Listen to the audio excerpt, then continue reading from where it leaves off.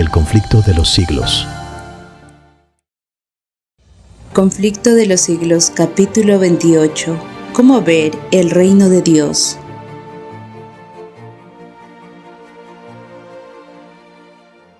La santificación, tal cual la entiende ahora el mundo religioso en general, lleva en sí misma un espíritu de orgullo propio y de menosprecio de la ley de Dios que nos la presenta como del todo ajena a la religión de la Biblia.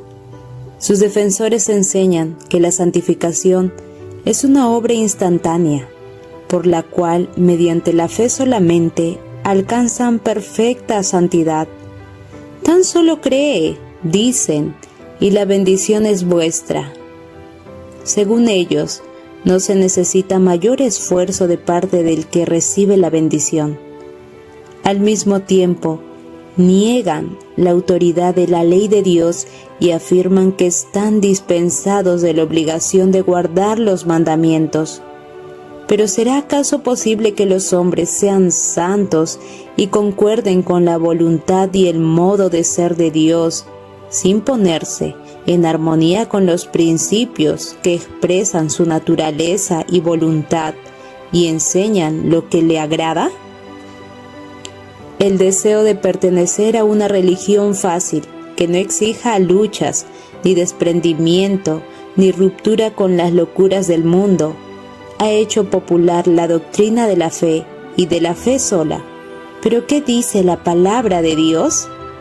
El apóstol Santiago dice: «Hermanos míos, ¿qué aprovechará si alguno dice que tiene fe y no tiene obras?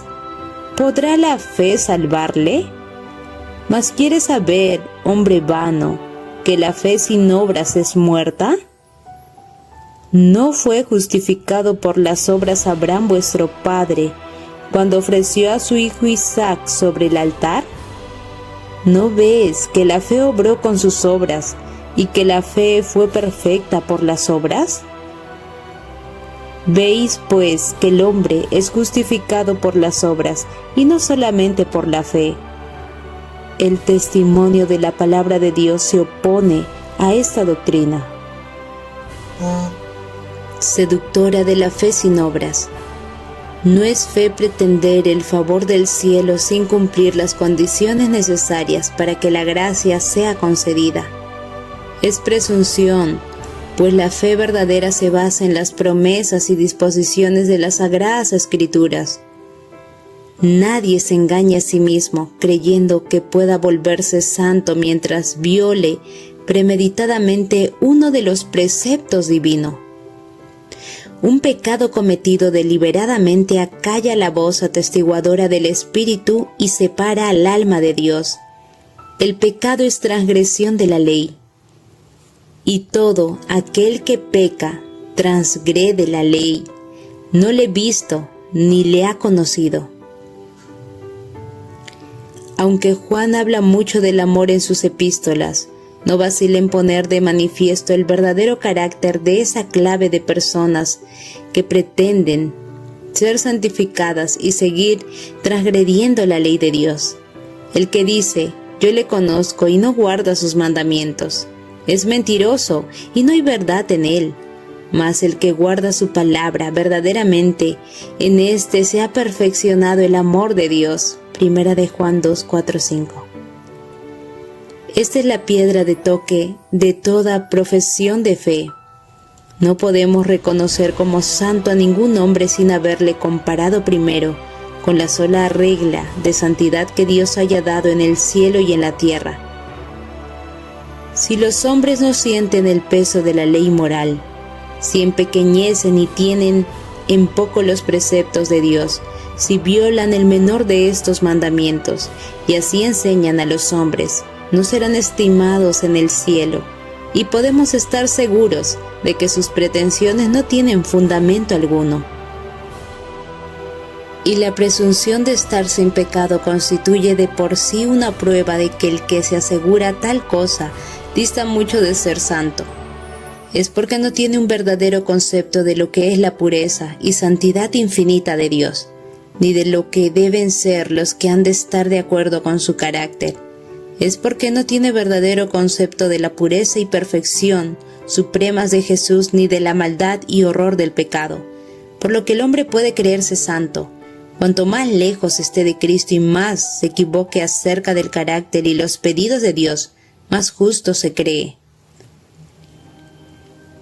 La santificación expuesta en las Santas Escrituras abarca todo el ser, espíritu, cuerpo y alma. Pablo rogaba por los tesalonicenses que su ser entero, espíritu y alma y cuerpo, fuese guardado y presentado irreprensible en el advenimiento de nuestro Señor Jesucristo.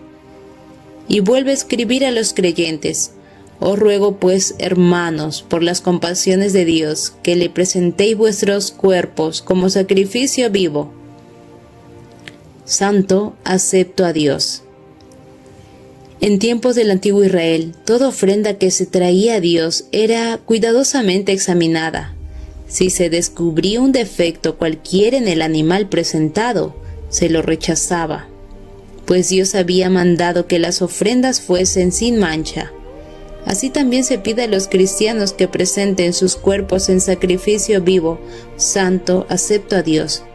Para ello, todas sus facultades deben conservarse en la mejor condición posible.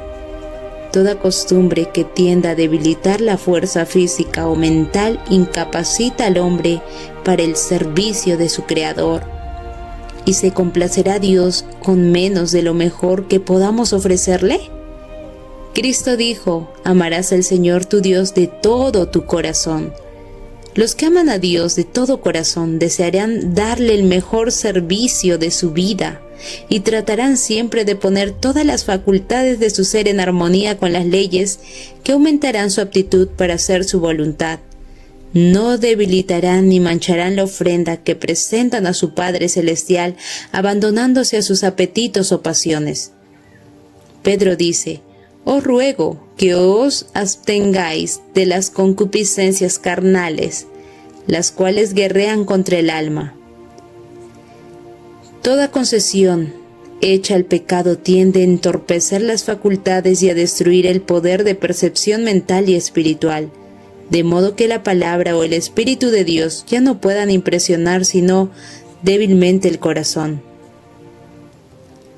Pablo escribe a los Corintios: limpiémonos de toda inmundicia de carne y de espíritu, perfeccionando la santificación en temor de Dios.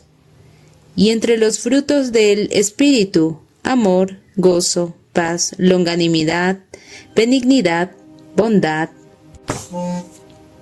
fidelidad, mansedumbre, clasifica él el dominio propio. A pesar de estas inspiradas declaraciones, ¿cuántos cristianos de profesión están debilitando sus facultades en la búsqueda de ganancias o en el culto que rinden a la moda? ¿Cuántos están envileciendo en su ser la imagen de Dios con la glotonería, las bebidas espirituosas, los placeres ilícitos y la iglesia, en lugar de reprimir el mal, demasiado a menudo lo fomenta, apelando a los apetitos, al amor del lucro y de los placeres para llenar su tesoro, que el amor a Cristo es demasiado débil para colmar? Si Jesús entrase en las iglesias de nuestros días y viese los festejos y el tráfico impío que se practica en nombre de la religión, ¿no arrojaría acaso a esos profanadores como arrojó del templo a los cambiadores de moneda? El apóstol Santiago declara que la sabiduría que desciende de arriba es primeramente pura.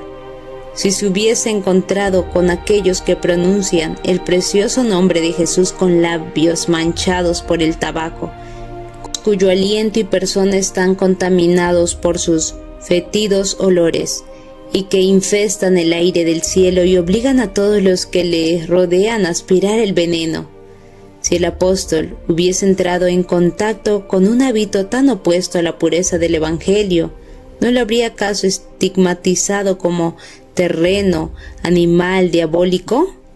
Los esclavos del tabaco, pretendiendo gozar de las bendiciones de la santificación completa, hablan de su esperanza de ir a la gloria, pero la palabra de Dios declara positivamente que no entrará en ella ninguna cosa sucia. Apocalipsis 21:27. ¿O ignoráis que vuestro cuerpo es templo del Espíritu Santo, el cual está en vosotros, el cual tenéis de Dios y que no sois vuestros? Porque comprados sois por precio, glorificad pues a Dios en vuestro cuerpo.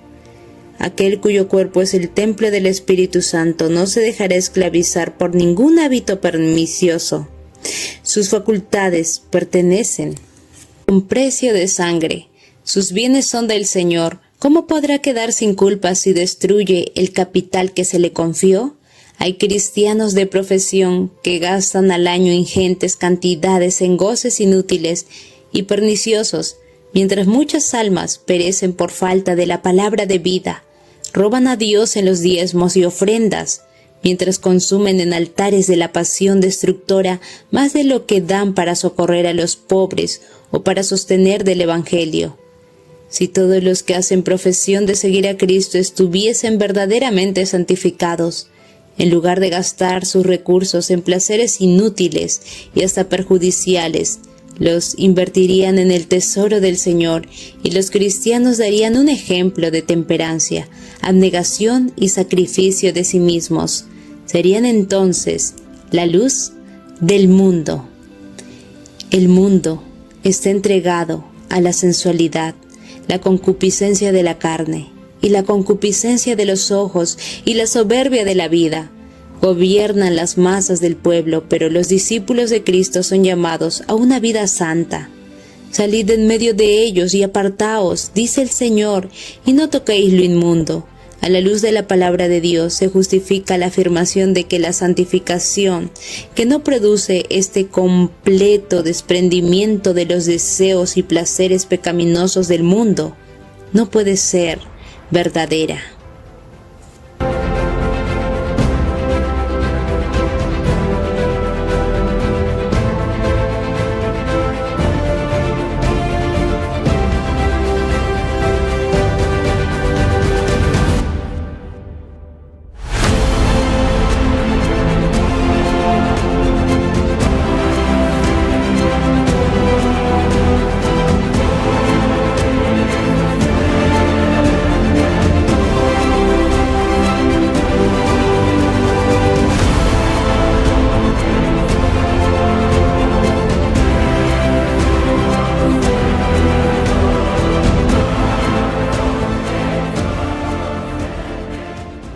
Continuaremos.